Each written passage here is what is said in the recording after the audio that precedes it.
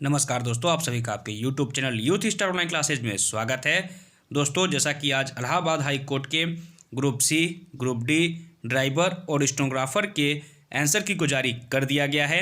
अगर आपको लगता है कि आपका आंसर सही है, आयोग के द्वारा दिया गया आंसर गलत है, तो आप उस पर आपत्ति भी दर्ज करा सकते हैं। यदि आपकी आपत्ति सही निकली तो आपके आंसर को सही कर दिया जाएगा।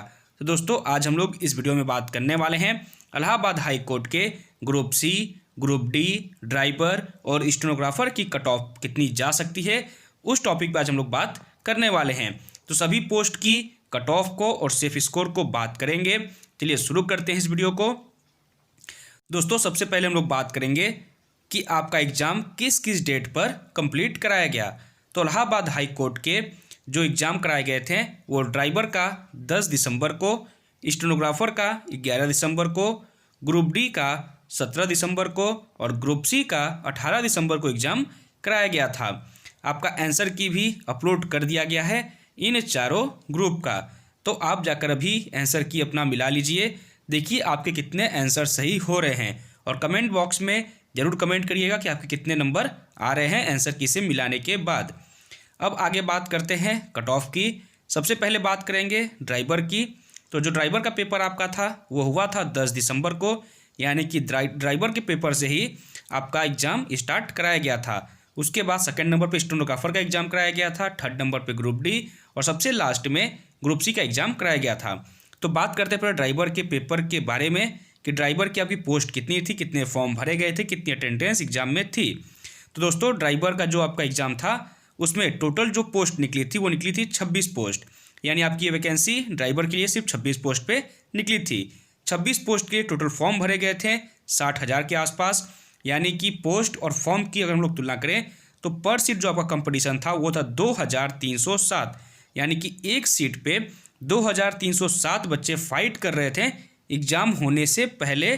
ठीक है, जब आपका एग्ज़ाम हुआ तो एग्ज़ाम में आपकी जो अटेंडेंस थी वो थी 80 से 82%, यानी 100 लड़कों में से सिर्फ 80 से 82 बच्चे ही एग्ज़ाम दिए थे, यानी कि 18 से 20 बच्चे जो हैं, या 20% कहते हैं इसको, 18% से 20% बच्चों ने एग्ज़ाम छोड़ दिया था ड्राइवर का।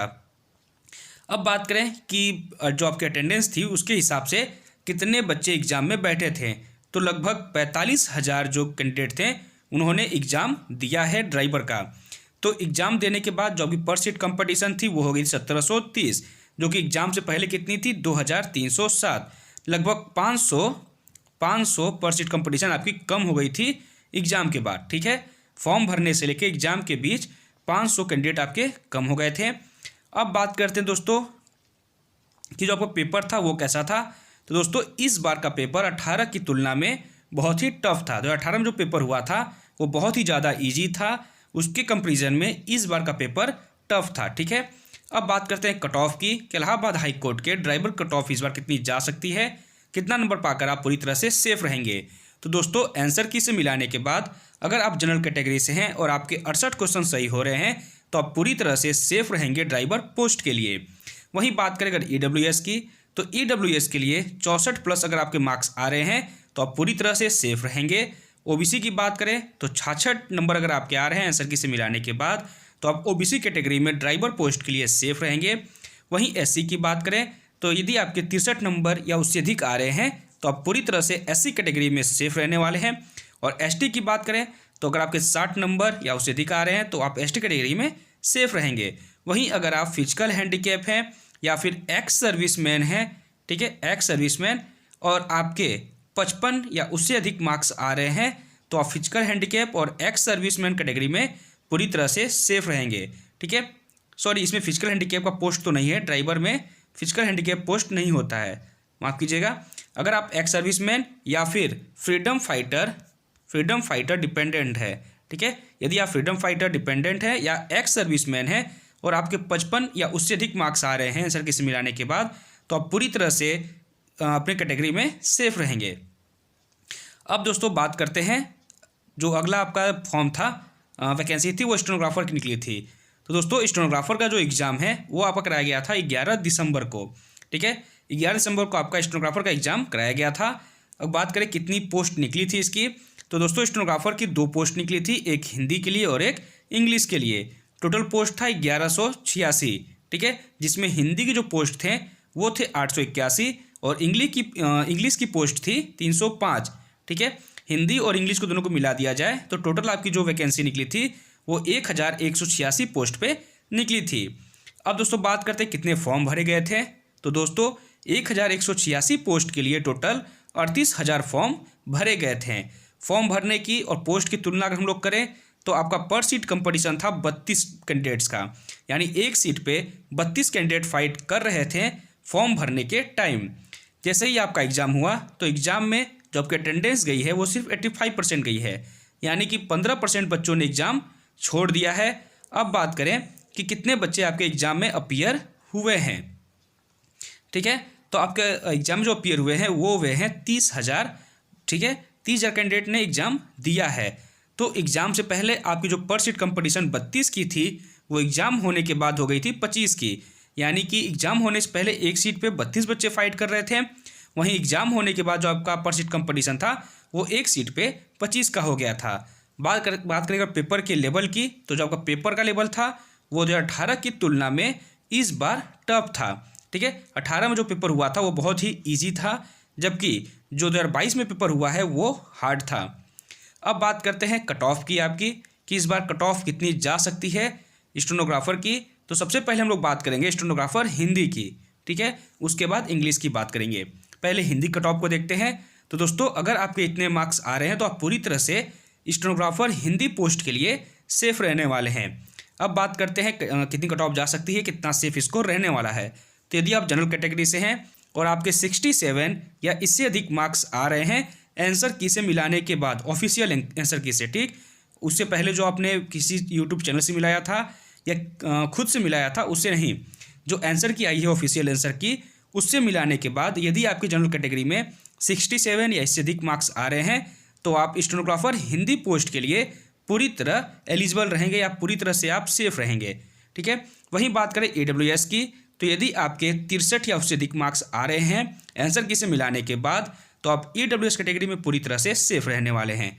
वहीं बात करें OBC की, तो 65 या उससे अधिक नंबर, SC के लिए 60 या उससे अधिक, और ST के लिए 56 या उससे अधिक मार्क्स हैं तो आप पूरी तरह से सेफ रहेंगे।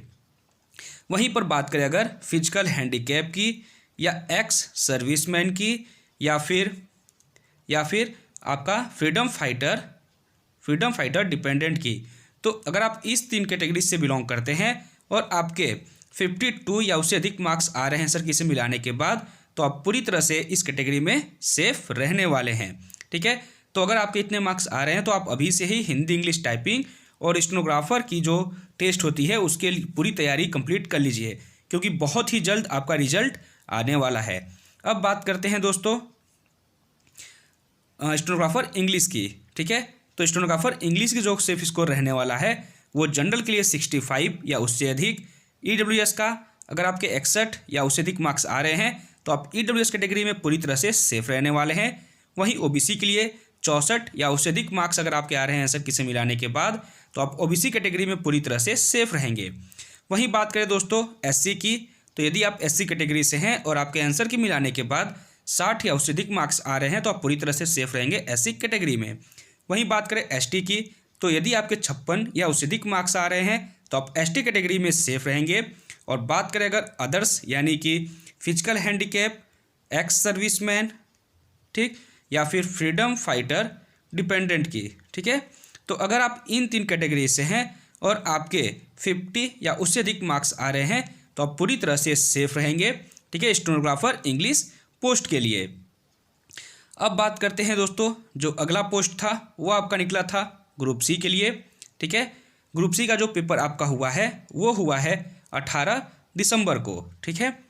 इसमें जो टोटल वैकेंसी आपकी थी वो थी 1021 पोस्ट पर, जिसमें 819 आपका जूनियर असिस्टेंट का था और 202 पर्सनल जो अप्रेंटिस था उसका था, पेड अप्रेंटिस का, ठीक। पेड अप्रेंटिस के 202 पोस्ट थे और जूनियर असिस्टेंट के 819 पोस्ट थे। दोनों को मिला दिया जाए तो जो टोटल वैकेंसी आपकी निकली थी वो 1021 पोस्ट पर निकली थी।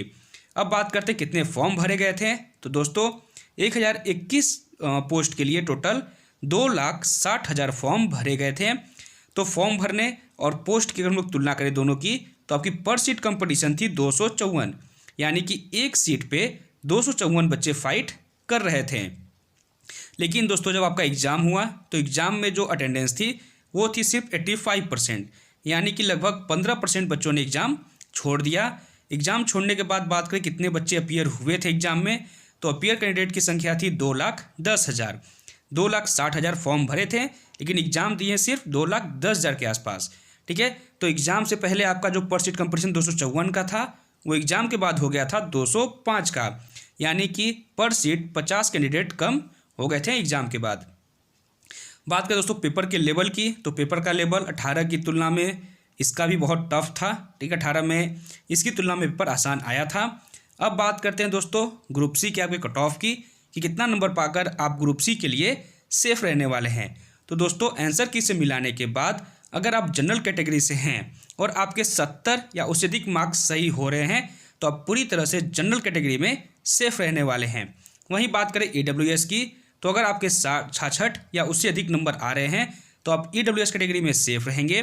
वहीं बात करें OBC की, तो दोस्तों आंसर की से मिलाने के बाद अगर आपके OBC में 68 या उससे अधिक मार्क्स आ रहे हैं तो आप पूरी तरह से OBC कैटेगरी में सेफ रहने वाले हैं। नेक्स्ट बात करें SC कैटेगरी की, तो दोस्तों अगर आपके आंसर की से मिलाने के बाद अगर आपके मार्क्स 63 या उससे अधिक आ रहे हैं तो आप पूरी तरह से SC कैटेगरी में सेफ रहेंगे। वहीं बात करें ST कैटेगरी की, तो अगर आपके 60 या उससे अधिक मार्क्स आ रहे हैं तो आप पूरी तरह से ST कैटेगरी में सेफ रहेंगे। वहीं पर अगर बात करें फिजिकल हैंडीकैप की, ठीक, या एक्स सर्विसमैन की या फिर फ्रीडम फाइटर डिपेंडेंट की, तो अगर आप इन 3 कैटेगरी से हैं और आपके 55 या इससे अधिक मार्क्स आ रहे हैं तो आप पूरी तरह से इस कैटेगरी में सेफ रहने वाले हैं ग्रुप सी पोस्ट के लिए। तो ये था दोस्तों आपका ग्रुप सी का जो सेफ स्कोर है वो। अब आगे बात करते हैं ग्रुप डी की।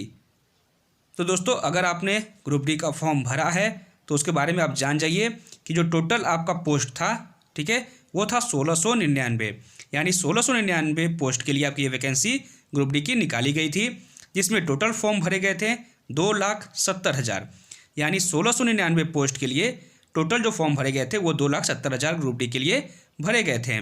फॉर्म भरने और पोस्ट की हिसाब से अगर हम लोग बात करें पर सीट कंपटीशन की, तो आपका एक सीट पे 159 कैंडिडेट्स की फाइट हो रही थी। लेकिन जब एग्ज़ाम हुआ तो एग्ज़ाम में सिर्फ 80% जो कैंडिडेट हैं वही एग्ज़ाम दिए हैं, यानी 20% कैंडिडेट्स ने एग्ज़ाम छोड़ दिया है।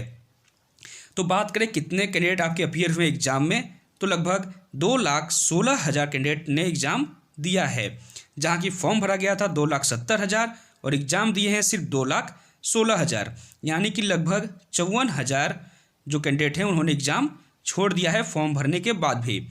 अब बात करें कि जो आपके फॉर्म भरने से पहले पर सीट कंपटीशन 159 का था, वहीं पर जो एग्ज़ाम हुआ, एग्ज़ाम होने के बाद आपका पर सीट कंपटीशन हो गया 127 का, यानी कि यहाँ पर लगभग 32 जो है पर सीट कंपटीशन आपका कम हुआ है एग्ज़ाम होने के बाद। ठीक है, अब बात करते हैं दोस्तों पेपर के लेवल की। तो 2018 का जो पेपर था वो बहुत ही ज़्यादा ईजी था, बहुत ही नॉर्मल क्वेश्चन पूछे गए थे, ऐसे क्वेश्चन जो कि 12th में पढ़ने वाला बच्चा भी जिसने कंपटीशन की तैयारी नहीं की है वो आराम से जीके, हिंदी और मैथ के क्वेश्चन कर लेता। इंग्लिश में थोड़ी प्रॉब्लम होती है अगर वो इंग्लिश मीडियम का नहीं होता तो, लेकिन अगर वो हिंदी मीडियम का भी होता तो हिंदी, मैथ और जीके के क्वेश्चन वो आराम से सॉल्व कर लेता। लेकिन जो इस बार यानी 2022 का जो पेपर आया था वो बहुत ही अच्छे लेवल का बनाया गया था। ठीक है, क्योंकि इसमें लंबे लंबे प्रश्न थे और सभी प्रश्न लगभग 70% अगर प्रश्न की बात करें तो वो जैसे PCA से पूछे जाते हैं, ठीक है, वैसे पूछे गए थे। अब बात करते हैं कि आपके ग्रुप डी की सेफ स्कोर कितनी रहने वाली है। ठीक है, तो अगर दोस्तों आंसर की से मिलाने के बाद अगर आप जनरल कैटेगरी से हैं और आपके 81 या उससे अधिक मार्क्स आ रहे हैं तो आप 100%, ठीक है, 100% पूरी तरह से सेफ रहेंगे मेंस के लिए, यानी आपको 100% मेंस के लिए चुन लिया जाएगा, बुलाया जाएगा। वहीं बात करें EWS की, तो आंसर की से मिलाने के बाद अगर आपके 76 या उससे अधिक मार्क्स आ रहे हैं तो आप पूरी तरह से सेफ रहने वाले हैं। वहीं बात करें OBC की, तो OBC के लिए 78 या उससे अधिक मार्क्स आ रहे हैं तो आप पूरी तरह से सेफ रहेंगे मेंस के लिए।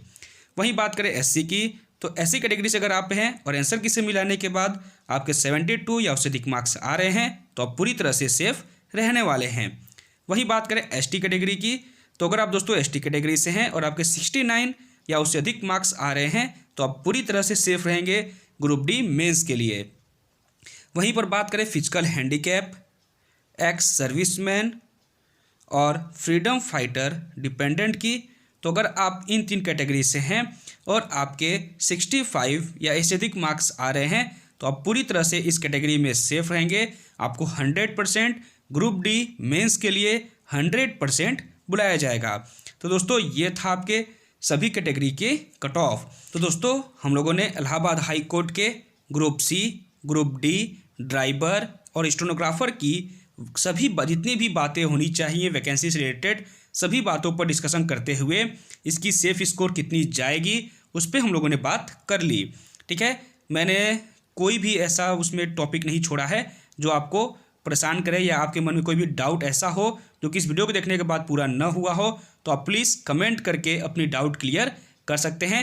और दोस्तों आपसे एक रिक्वेस्ट है कि आप आंसर की से मिलाने के बाद जितने भी आपके मार्क्स आ रहे हैं प्लीज़ कमेंट बॉक्स में ज़रूर बताइएगा कि आपके कितने मार्क्स आ रहे हैं और किस ग्रुप में आ रहे हैं, ग्रुप सी में, ग्रुप डी में, ड्राइवर में या स्टेनोग्राफर में। अपनी पोस्ट का नाम और अपना मार्क्स जरूर लिखिएगा और अपनी कैटेगरी साथ में जरूर लिखिएगा ताकि पता चल सके कि मैंने जो कट ऑफ बनाई है उसके अंतर्गत कितने बच्चे आ रहे हैं। ठीक है, तो दोस्तों इस वीडियो में बस इतना ही। अगर वीडियो अच्छा लगा हो तो इसको लाइक और शेयर जरूर करिएगा और यदि आपने अभी तक चैनल को सब्सक्राइब नहीं किया है तो चैनल को सब्सक्राइब जरूर कर लीजिएगा ताकि इलाहाबाद हाई कोर्ट से कोई भी नोटिस अगर आए तो वो सबसे पहले आप तक पहुँचे, सबसे पहले आप उसे देखें। इसलिए चैनल को सब्सक्राइब जरूर कर लीजिएगा। धन्यवाद।